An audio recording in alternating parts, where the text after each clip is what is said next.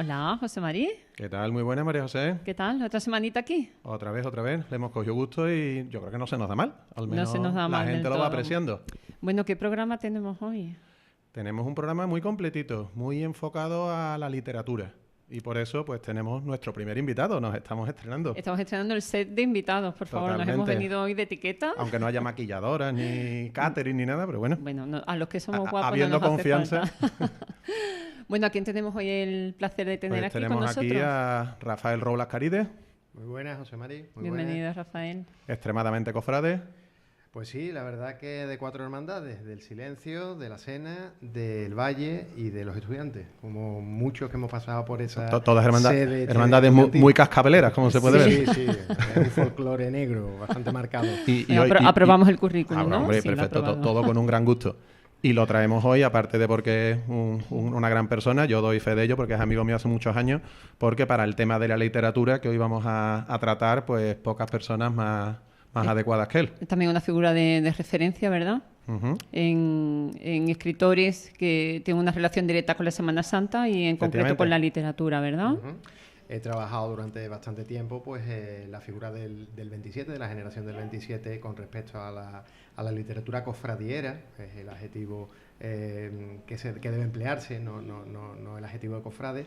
Y bueno, el escritor referencial mío por mi tesis doctoral es Rafael Montesino. Algo sobre esa obra, pues sí. Eso es verdad. Bueno, pues como siempre nos gusta hacer un pequeño asunto de actualidad, no es algo de estos días, no es algo de este mes de julio en el que estamos, sino que hay visos de que de aquí a no demasiado tiempo podría ampliarse la nómina de hermandades. Ya De se nuevas ha hermandades, comentado ¿verdad? en prensa, nuevas en el hermandades de horizonte. penitencia, que a día de hoy pues o son asociaciones parroquiales o de fieles o bueno, están en un punto más de germen que de realidad, pero que parece que de aquí a un tiempo pues esa semilla cofradiera va creciendo en barrios lejanos o no tan lejanos. Están lejanos, ¿no? ¿Y cuáles son las que piensas que tienen un poquito, aunque están más cercanos en ese camino? Hombre, yo creo que la de San Jerónimo, por ejemplo, la de las 3.000 viviendas, están ya bastante arraigadas en la modestia que esos barrios tienen, pero hacen una labor social pues muy meritoria. Y luego hay barrios con una gran con una gran bolsa de población como es Sevilla Este, donde también estas inquietudes están empezando a germinar. Y decía lo de que algunos barrios no son tan lejanos porque en la iglesia del Santo Ángel, que está en plenísimo centro, también está cobrando fuerza para darle culto a una imagen capital como es el crucificado de los desamparados de Montañés y a una dolorosa de Astorga que no le va en ningún momento a la saga. Bueno, podría ser una hermandad con una categoría artística de Desde luego, categoría artística difícilmente superable. Correcto. Así que nada, vamos a ir esperando acontecimientos, pero parece que la nómina, habrá que ver ahora luego el famoso encaje de días, horas, etcétera, pero bueno, eso ya es otra cuestión. Sí, porque antes habrá que solucionar Totalmente. el lío que tenemos con la carrera oficial. Pues nos metemos ya directamente en el asunto del programa. Vamos a meternos exactamente. A nosotros nos gusta mucho leer y hemos montado aquí que parecemos la Feria del Libro. Parece un tenderete de esto, El tenderete de Luis del desván en el jueves. Pues mira, más o menos. Nosotros habíamos pensado hablar de la Semana Santa y la literatura, pero evidentemente, tal y como hemos empezado a apuntar cosas, hemos visto que esto da para no un programa, sino para unos cuantos. Entonces hemos decidido acotarlo en una época más reciente respecto a nuestros días y en la que además nuestro invitado, pues seguro que tiene mucho que decirnos. Sí. Así que vamos a hablar pues de la generación del 27 y los autores posteriores. Estupendo.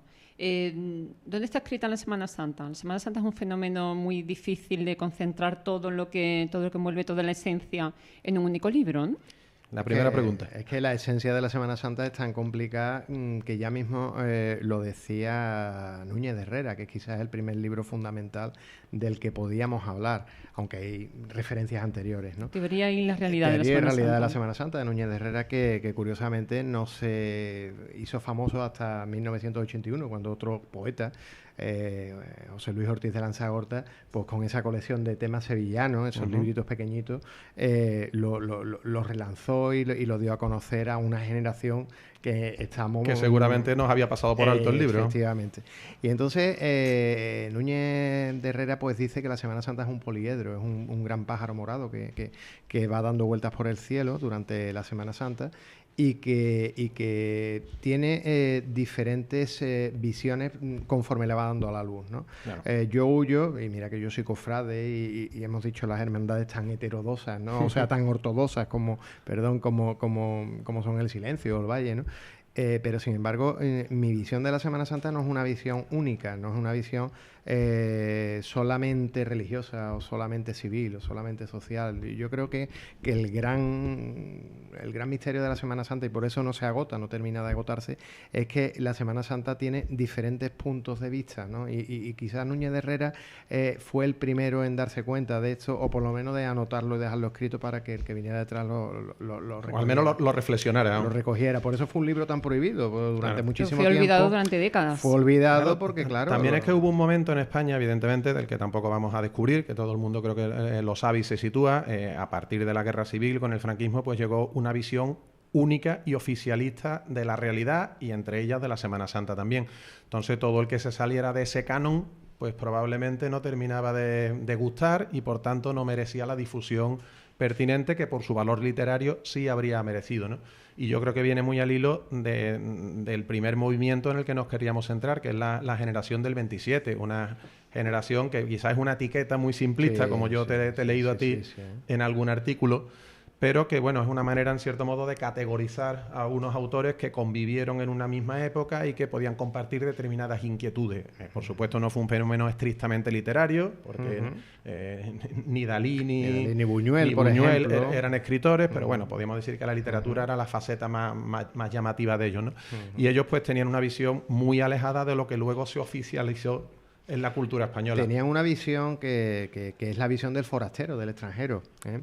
Porque aun en autores sevillanos, como podían ser Luis Cernuda, que es quizás el Benjamín de ellos, que era sevillano, pues se aleja de esa visión en primera persona de haber vivido la Semana Santa de pequeño, de haber salido de nazareno. Y claro, cuando Luis Cernuda, por nombrar al primero, ¿no?, que trata en el poema aquel famoso que termina con el Et in Arcadia ego, ¿no?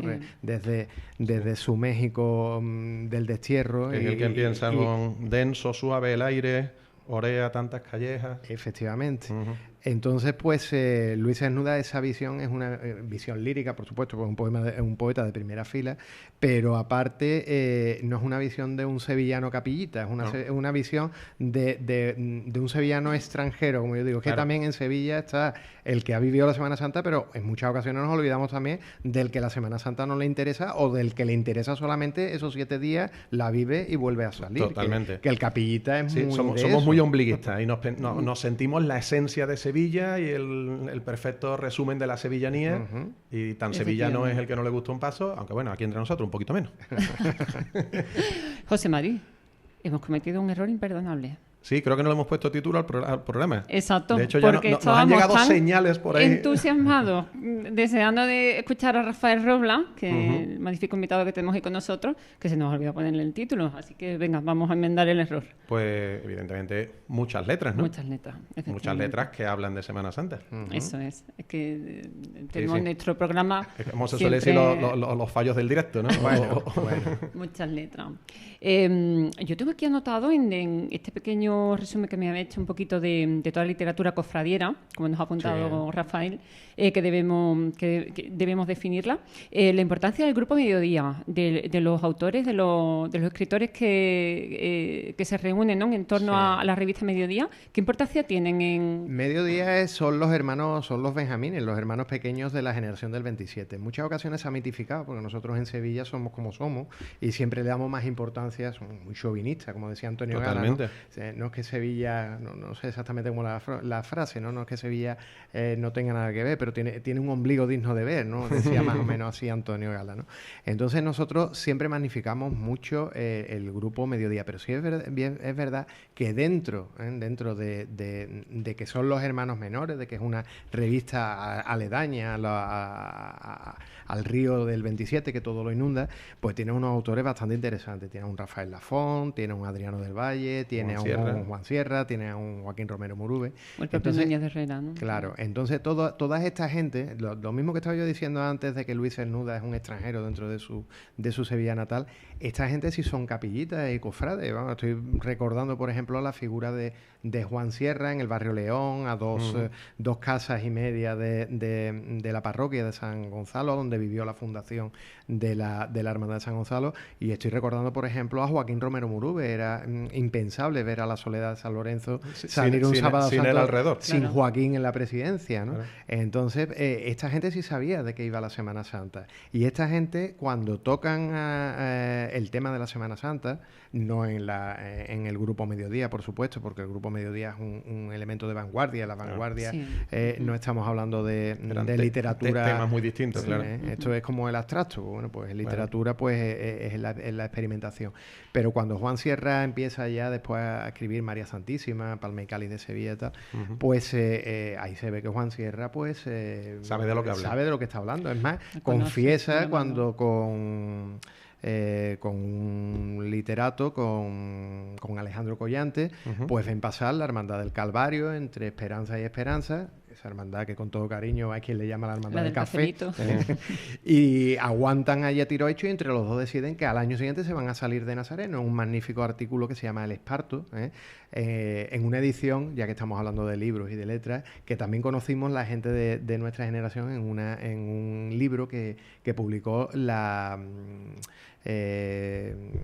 ahí lo diré, el distrito, el distrito de Triana en el año, sobre los años 80. Entonces pues Juan Sierra había publicado sus libros, se habían agotado, no se leía, y entonces lo pusieron en el escaparate, y parte de esos jóvenes que nosotros por entonces tendríamos 15, 20 años, descubrimos la magnífica prosa de Juan Sierra, igual que pasó después con Joaquín Romero Murube cuando lo publicó La Soledad de San Lorenzo, ¿no? En una labor editorial encomiable. El lanzamiento de sus obras, ¿no? Entonces, teniendo, y volviendo un poco, reencauzando lo que me estabas preguntando antes, teniendo en cuenta que el Grupo Mediodía es un grupo de experimentación y demás, y es un grupo de hermanos menores dentro de la generación del 27, pues efectivamente yo destacaría dos cosas. Primero, que son autores importantes, no tan importantes como sus hermanos mayores, por supuesto, pero sí autores importantes que tienen una calidad literaria bastante estimable. Y segundo, que efectivamente cuando se acercan y tocan el tema de la Semana Santa de Sevilla, lo hacen con conocimiento, desde dentro. Saben efectivamente lo que está. ¿Saben lo que es como yo digo, un candelabro o una candelería, o saben lo que es una bambalina? Entiende las cuatro palabras clave. El argot. De todas maneras, ellos luego ya se metieron obviamente en una corriente, digamos, más oficial a partir de que se impuso el famoso nacionalcatolicismo, pero algunos de estos autores con anterioridad a esa guerra civil, en un espíritu de mucha más libertad social la que había, pues también ya empezaron a escribir este tipo de cosas. Yo me viene ahora mismo a la cabeza el Ditirambo de las Cofradías de Sevilla, de Lafont, que luego se republicó como discurso de las cofradías. Ese ya es del 42. No, pero la versión primitiva es del 26. Ajá. Lo que pasa es que luego le dio forma un poco más adelante, y ahí cabían otros aspectos más... Bueno, estábamos antes hablando de Núñez de Herrera, que quizás también pertenecía a la generación de Mediodía, y es quizás el primero que rompe, porque el Ditirambo es también como yo le llamo también, un fuego de artificio. Es una obra lírica, una obra en prosa, sí, pero con un gran lirismo, en que el fondo es menos importante que la forma. Sin embargo, en el libro de Núñez de Herrera, efectivamente, ya el fondo es muchísimo más sustancial. Está muy bien escrito, pero Núñez de Herrera era periodista. Ahora podemos hablar también del periodismo con Manuel Chávez Nogales. Y bueno, pues imágenes, por ejemplo, como el nazareno que envuelve las las sandalias cuando termina la procesión, en el papel del socialista, o el anarquista aquel que tenía al cachorro puesto encima de la cama y le llamaba camarada cachorro, engullen incluso hasta la manera en como haría más adelante, que tiene capítulos como haría más adelante Alberti con la camarada Macarena. Tiene capítulos titulados Niños de Herreras en Teoría y Realidad de la Semana Santa, como el Teorema de Jehová y los comunistas. Sí. Es que ya lo hemos hablado en alguna ocasión y el símil que tú has dicho de ese pájaro poliédrico, multifacético, es muy palpable, porque la Semana Santa cada uno la percibe desde su manera, y aunque el componente religioso es innegociable, llegan otros aspectos a mucha gente. Aquí yo he llegado a escuchar a gente decir: yo no creo en Dios, pero creo en el gran poder. Bueno, eso en el Vaticano se llevaría las manos a la cabeza, pero aquí puede tener un cierto sentido. Aquí no nos sorprende ni nos escandaliza, ¿no? Es así. Sí.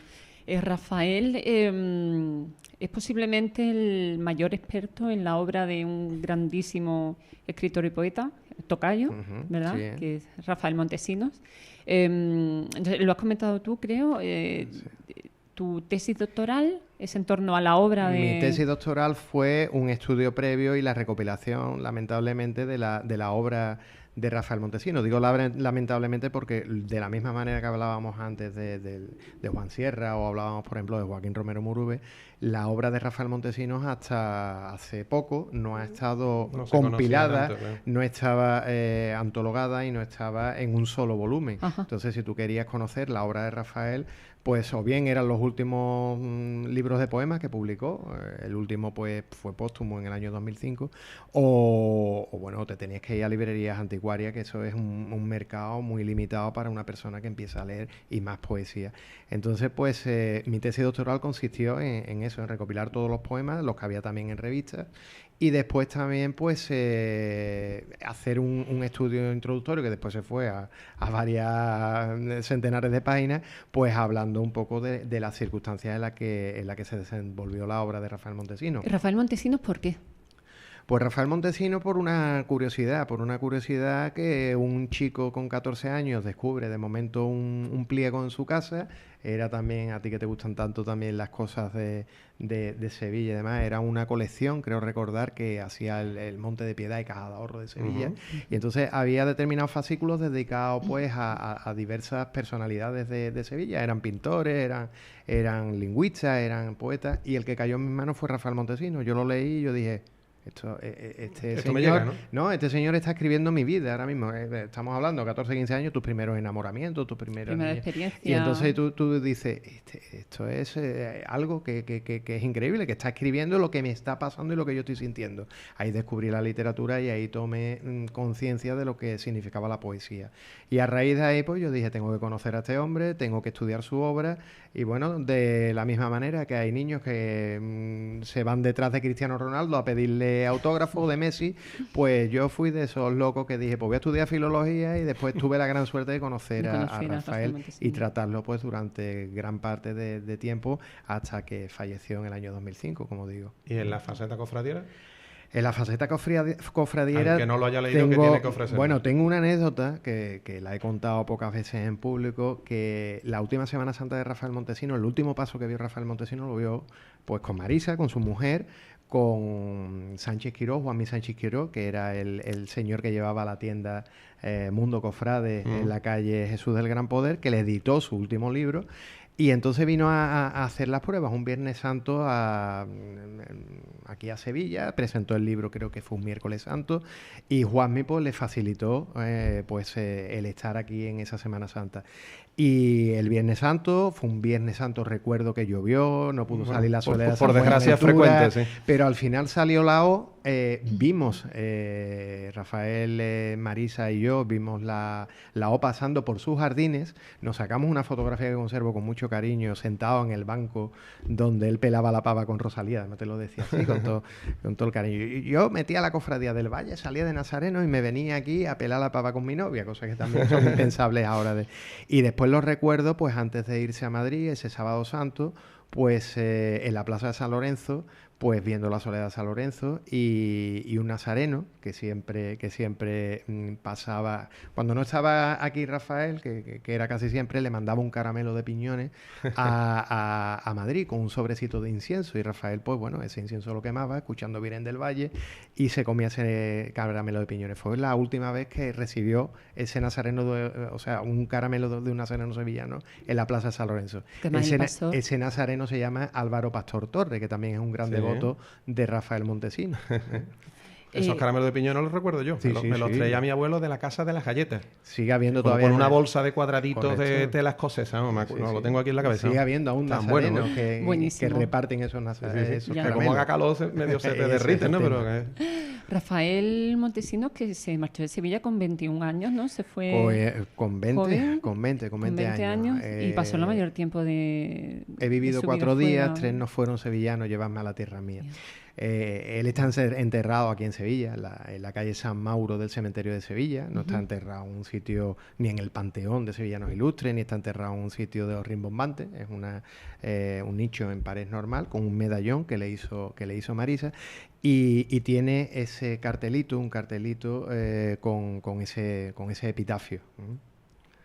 Entonces, pues tiene ese recuerdo, tanto de Marisa por el medallón como el epitafio de he vivido 4 días, 3 no fueron sevillanos, llévame a la tierra mía. Y te lo recitabas de esa manera y la verdad que te conmovía el alma.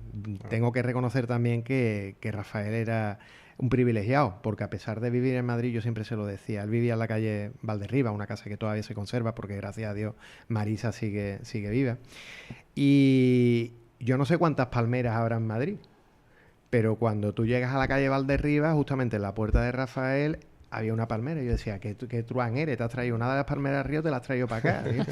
Y después cuando... ¿Estás viendo la borriquita, ¿no? Sí, el símbolo suyo de Sevilla eran las palmeras, y después abrías la puerta de la casa y en la puerta de la casa lo primero que te topabas con ella es con una bandera andaluza, con ese andalucismo y ese orgullo de la tierra que tenía Rafael. Además fue nombrado hijo predilecto de Andalucía en 1989. Y te encontrabas una ascensión de la Giralda, un cuadro de Amalio, un magnífico cuadro de Amalio, el pintor de la Giralda, con una Giralda ascendente que ya te daba una declaración de intenciones de quién vivía allí, que era un sevillano en la distancia, ejerciente, sí. Antes de que pasemos a otro tema que me gustaría que viéramos en los últimos minutos, ya que te tenemos aquí también y que hemos empezado a hablar de toda esta época, digamos, contemporánea de la literatura de cofradía, yo te he leído precisamente un artículo tuyo muy interesante que salió hace unos años sobre la relación de Federico García Lorca con la Semana Santa de Sevilla. Él, más allá de lo que pueda parecernos, porque es verdad que después de su muerte pues se ha ideologizado mucho, si esa palabra existiera, y lógicamente se le han asignado una serie de cosas que a lo mejor no todas eran reales y otros fobias y filias, ¿no? Entonces él, por ejemplo, él fue nazareno en Granada, él estaba vinculado a una hermandad de allí, dio incluso un pregón de Semana Santa, digamos atípico, pero lo dio.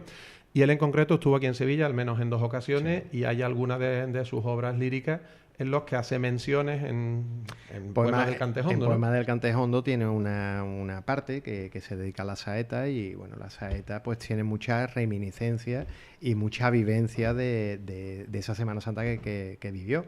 Una Semana Santa que en Granada, en su Granada natal, estaban haciendo, porque la Semana Santa de Granada es moderna, efectivamente. Y precisamente por eso lo eligieron para dar el pregón. Lorca ya era una persona conocida, que era conocida en determinados círculos, y el pregón que dio allí en Granada no era el pregón que se esperaba. Precisamente se dedicó a reñir a los granadinos por imitar la Semana Santa de Sevilla y no permanecer en una mucho más íntima como era la Hay quien dice, incluso exagerando, que hubo quien no se lo perdonó y que gran parte de esa fobia que le tenían en Granada, que terminó desgraciadamente con su muerte, fue también precisamente por parte de esas declaraciones, ¿no? Y como dice José Mari, pues salía de nazareno, llegó a salir con la familia Rosales en Santa María de la Alhambra. Es una de las hermandades punteras que hay allí, que sale precisamente desde el recinto nazarí. Y claro, pues visitó Sevilla, como no, En los porque felices 20. era una Semana Santa. Y en los no tan felices 30. Efectivamente, era una Semana Santa importante. Esa Semana Santa que renacía por obra y gracia también, entre otros, de Rodríguez Ojeda. Bueno, un regionalismo evidentemente exacerbado. un programa hay que hacer aquella época, porque es que tú imagínate lo que era una Semana Santa en una ciudad que se preparaba para la Exposición Universal, con un optimismo exacerbado, con Rodríguez Ojeda bordando, con López Farfán componiendo, con Cayetano aprendiendo a trabajar. Hay quien resume la Semana Santa, sin dejar la literatura, pero hablando también de libros, Isidoro Moreno, otro gran especialista que ha hablado sobre la Semana Santa, antropólogo, que habla de que la Semana Santa tiene de vez en cuando un momento de crisis, y esto es como acción-reacción, ¿no? Y uno de los momentos del siglo XX, él lo marca, dice, son los años 20, otros en los años 80. Es que es la redefinición del canon. Claro. Es la refundación de una Semana Santa que viene, como tú bien sabes, José Mari, de los Montpensier, de una Semana Santa con poco. Hablo también, por ejemplo, de mi cofradía del silencio, ¿no? Una Semana Santa con unos enseres bastante limitados y que, bueno, aparecen las grandes familias en las hermandades, en el caso del silencio de la familia Ibarra, y que dice, mira, aquí hay que hacer una revolución. Y entonces, pues, en unas hermandades de una manera, de otras de otra, y las hermandades realmente, tal como hoy la conocemos, yo creo que su idiosincrasia la toman de ahí. Sí, la amargura, la mortaja, el silencio, como yo digo, en fin. Pues en esa Semana Santa estuvo Federico García Lorca. Estuvo con Falla también, que tiene incluso alguna anécdota de que discutió con un nazareno, porque el nazareno, por lo visto, dijo alguna cosa poco reverente para lo que se supone Manuel que de Falla era una persona bastante religiosa, y entonces, es más, Federico García Lorca tuvo una cierta tirantez, o mejor dicho, Manuel de Falla tuvo una cierta tirantez con Federico García Lorca por un poema magnífico que escribió García Lorca al Santísimo Sacramento del altar, que tiene unas imágenes surrealistas enormes. Habla de que en la hostia que está en el viril, pues se ven minúsculos músculos de Dios que parece una rana diseccionada. En fin, hay que entender ese vanguardismo de Lorca. En la literalidad Manuel de Falla no lo entendió, y parece ser que a partir de ahí hubo una cierta discrepancia entre los dos, ¿no? Pero claro, Federico García Lorca, cuando viene aquí, pues viene con sus amistades, y bueno, y Federico, que también tenía un don de masas, que tenía una manera de mezclarse con el pueblo y demás. Parece ser que desapareció una noche, ¿no? Sí, porque había visto a un muchacho que tenía la luna en el pecho, de hecho, su gran lirismo. Le habían organizado un homenaje. Qué bonito, y él no fue al pecho, homenaje porque encontró a un chaval muy guapo. Un muchacho que tenía eso, la luna en el pecho, y bueno, y desapareció en esa Semana Santa, pues idealizada, que después refleja como nadie en esos poemas del Cantejondo, ¿no? Yo me había traído, porque hay un poema de Montesinos que a mí me pone especialmente el vello de punta, que es El rito y la regla, y no sé si me vais a permitir que lo recite para terminar. Claro que sí, por supuesto. Me voy a poner las gafas porque Sí. tú sabes que de vista estamos cortitos. El rito y la regla. En el patio, mi padre, con su túnica negra, en la madrugada más profunda de la clarísima ciudad, se ha puesto solemnemente el negro capirote. Silencioso es el rito, no aprendido, sino heredado, yéndose en la sangre, pues los siglos se ven hasta en la forma de sujetarse el antifaz al rostro. Y silencioso y sin hablar con nadie, el nazareno escogerá el camino más corto. Oh, Padre mío, cuánto silencio hay en este viernes tan lejos de mi vida, cerrada para siempre la cancela que a nadie espera ya. Hoy, la memoria escoge el camino más corto para herirme. El poema es espectacular. Yo ese poema además, ese poema tiene varias curiosidades que las reflejé en mi tesis doctoral y que pocas veces también me he referido públicamente.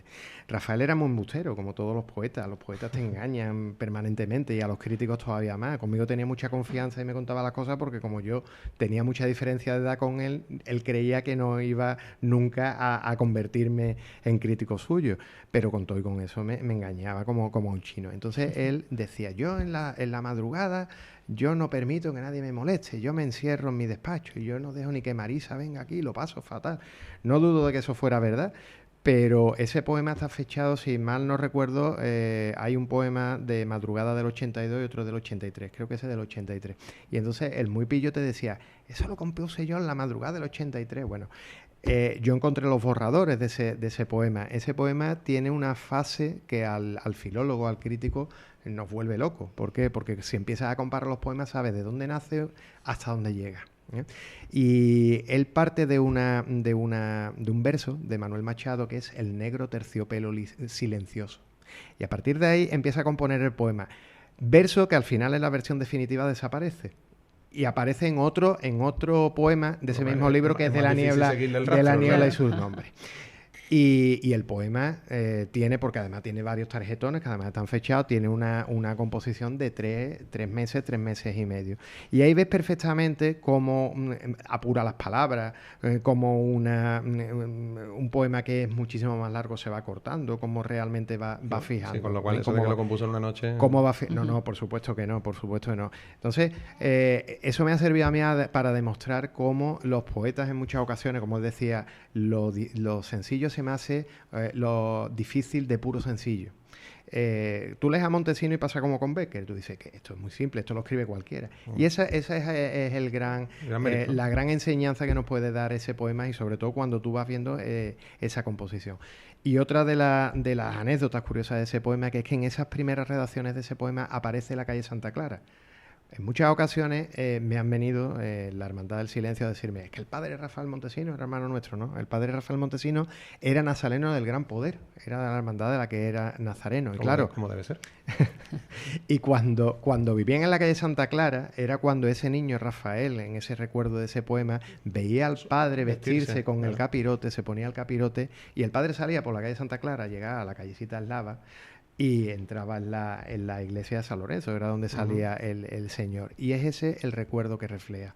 Muchos biógrafos de Rafael, pues en lugar de reflejar la calle Santa Clara, o esa casa de la calle Santa Clara, que es la que hace referencia al poema, la identifican con la calle Reyes Católicos, que es la casa en la que ya más mayor, con 14 años vivió Rafael y bueno, y por supuesto al que se intenta explicar como un nazareno del Gran Poder, que por supuesto sí, podría salir perfectamente de la calle Reyes Católicos, ¿no?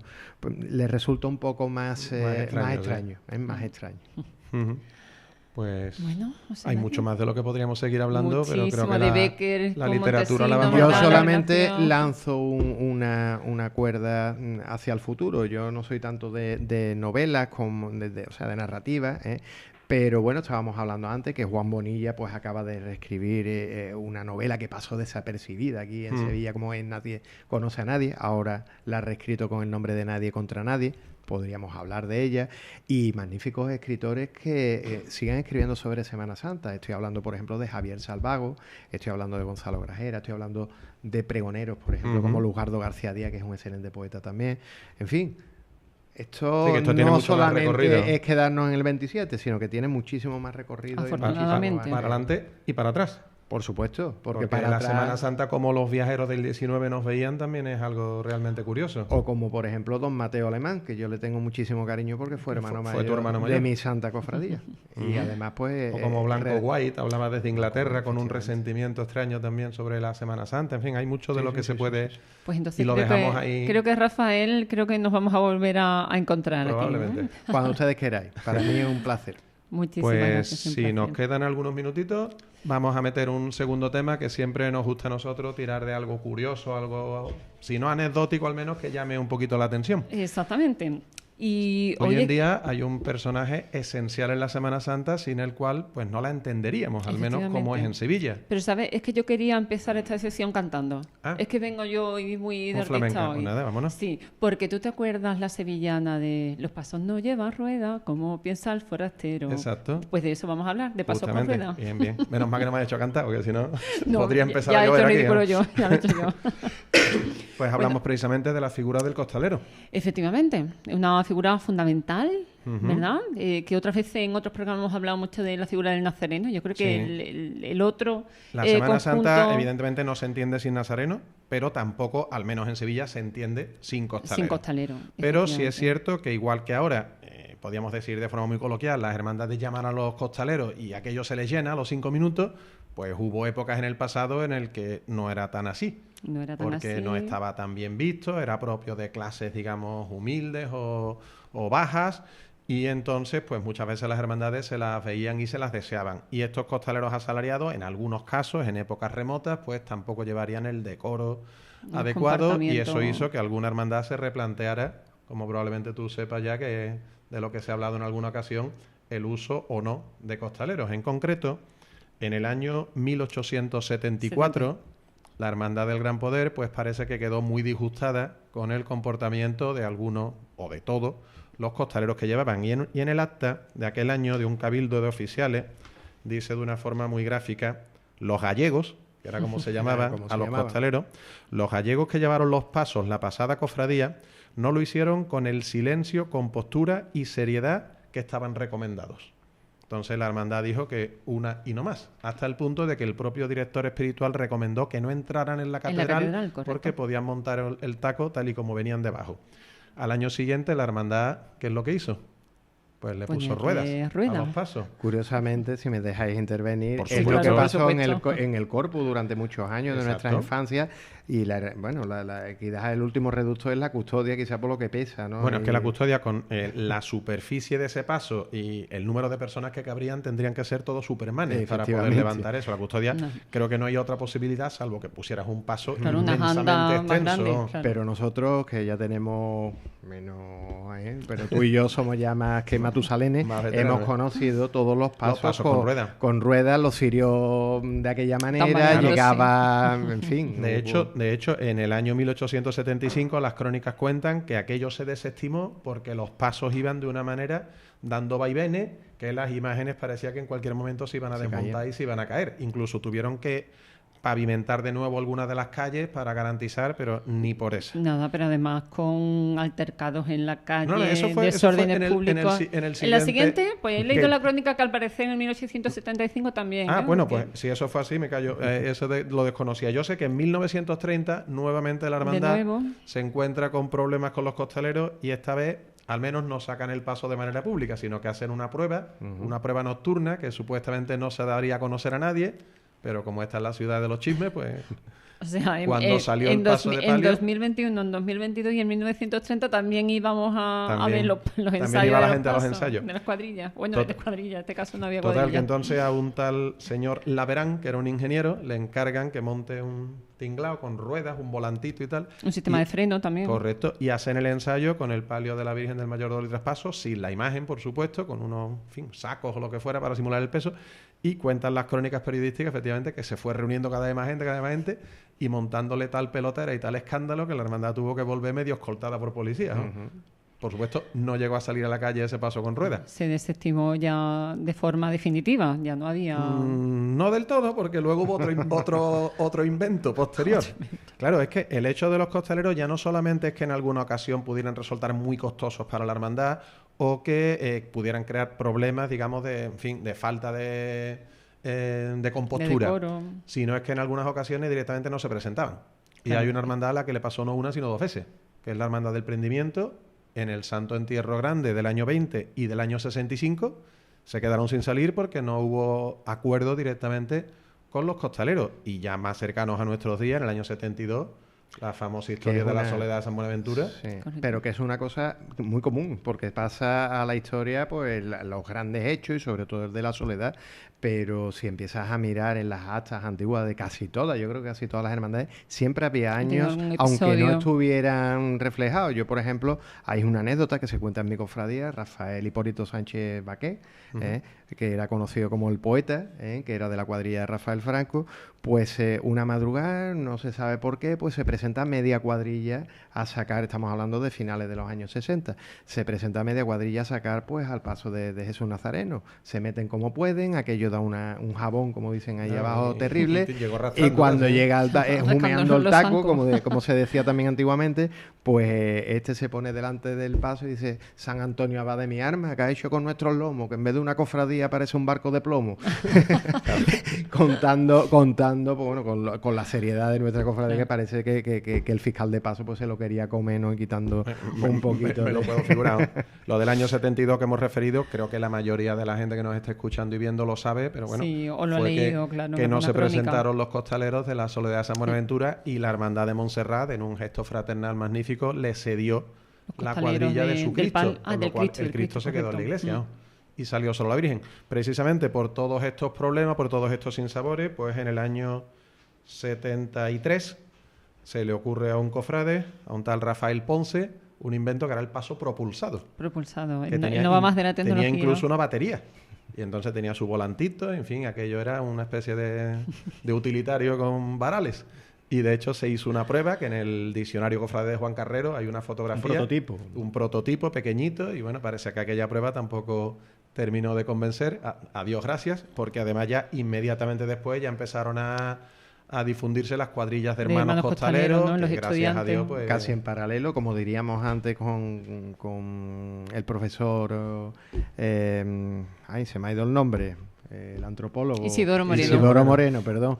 Pues un momento de acción-reacción, y parece que en paralelo, si no llegan a salir las cuadrillas de costaleros, a lo mejor pues tenemos hoy pasos propulsados en este momento, pero hubo una cuadrilla que quiero recordar que fue en Gloria la Virgen de las Aguas, en El Salvador, y después pues las cuadrillas de los estudiantes. La Virgen de las Aguas, que haciendo un guiño literario, ya Cervantes en Rinconete y Cortadillo hablaba de la devoción de la Virgen de las Aguas. Efectivamente, y habla también de porteadores que llevaban pianos y otras de más carga en unos costales, en unos saques de costales, retomando el tema de los costaleros. Por supuesto, en el siglo XVII también había costaleros, aunque no se dedicaban a llevar trabajaderas, serían otra terminología.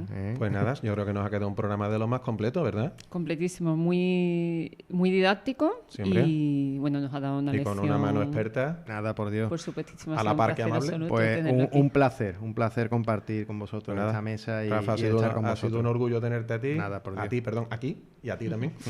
Y nada, muchísimas gracias, y en breve nos vemos otra vez para seguir hablando de lo que más nos gusta, que es las cofradías. De Semana Santa. De muchas letras. Hasta la próxima. Hasta la próxima.